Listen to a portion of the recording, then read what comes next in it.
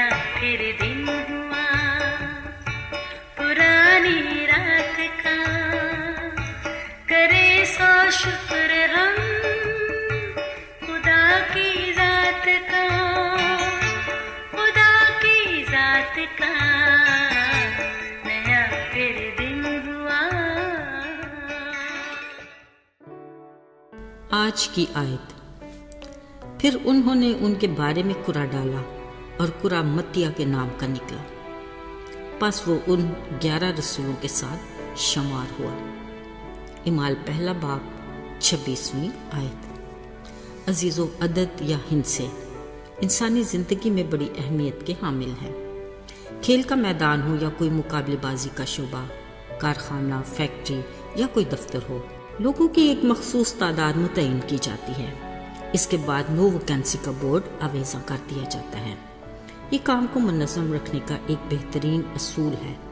इस असूल के तहत टीम या ग्रुप का चुना हुआ कोई फ़र्द अपने दायरा कार में रहकर जिम्मेदारी सरअंजाम देता है।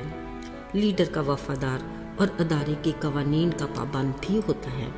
अलावा अज़ीज़, अदारे की इज़्ज़त और नामूस का ख्याल रखने के साथ इसकी तरक्की और कामयाबी के लिए भी अपनी सलाहियतों को भरपूर तरीके से इस्तेमाल करना उसके फ़राइज़ में शामिल है।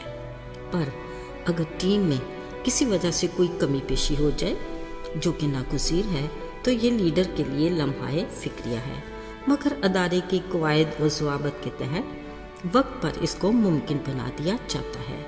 संजीदगी की बात तो ये है कि हर एक शख्स इनफरादी तौर पर अपने ग्रुप, जमात या टीम के लिए इंतहाई अहमियत रखता है।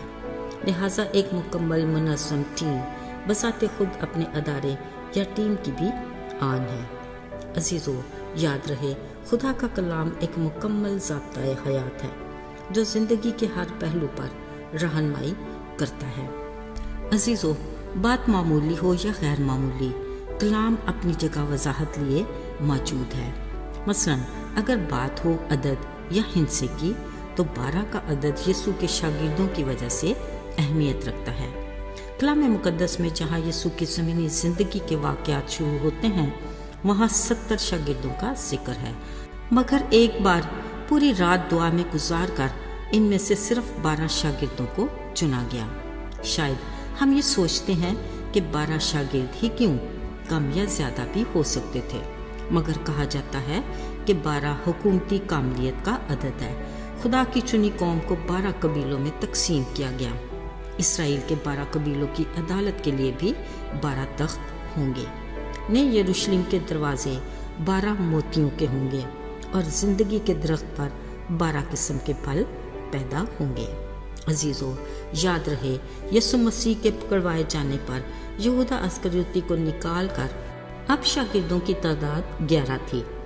इन्हीं को वो अपने जी उठने के बाद भी दिखाई देते रहे, और अब जब यीशु का नजात की तकमील के बाद आखिरी दिन था, उनके 11 शागिर्द गलील के उस पहाड़ पर गए जो यीशु ने उनके लिए मुकर्रर किया था। उन्होंने उसे देखकर सजदा किया। तब यीशु ने उन्हें आसमान की मुनादी का मिशन उनके सुपुर्द किया। कलाम मुकद्दस में लिखा है, इसके साथ वो आसमान पर उठा लिए गए और बदली ने उन्हें छुपा लिया। यीशु ने उन्हें ये हदायत की कि तुम यरूशलेम में ही रहना जब तक तुम्हें कुव्वत का लिबास ना मिले, यानी यीशु की तरफ से मददगार रूल कुदस। यीशु ने उन्हें तसल्ली देते कहा कि मैं दुनिया के आखिर तक हमेशा तुम्हारे साथ हूँ। तब वो उस पहाड़ से जो जैतून का कहलाता है यरूशलेम को आए और बालाखाना में जमा हुए।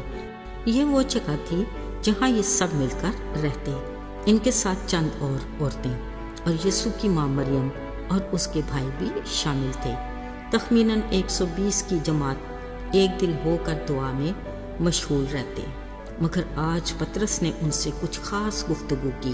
कहा, आए भाइयों, उस नविश्ता का पूरा होना ज़रूर है जो दाऊद नबी ने रूल कुदस की तहरीक से यहूदा के बारे में कहा। अगरचे वो हमारे साथ खिदमत में शामिल था, मगर वो यीशु के पकड़वाने वालों का रहनुमा बन गया। ज़बूर में उसके बारे में तहरीर है कि उसका घर उजड़ जाए और उसमें कोई बसने वाला ना रहे और उसका ओहदा दूसरा ले ले। लिहाजा आज इस नविश्ते की तकमील का दिन है।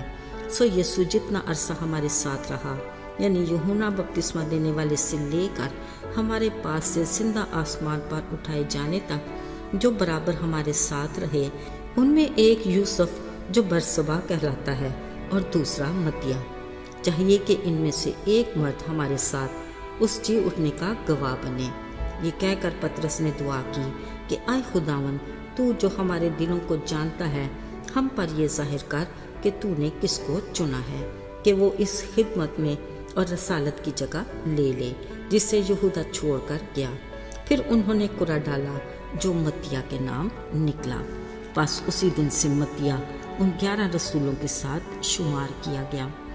अजीजों, रसूलों को 12 की तादाद का पूरा एहसास था, इसलिए उन्होंने गद्दार यहूदा की जगह को पुर करने की जल्दी की।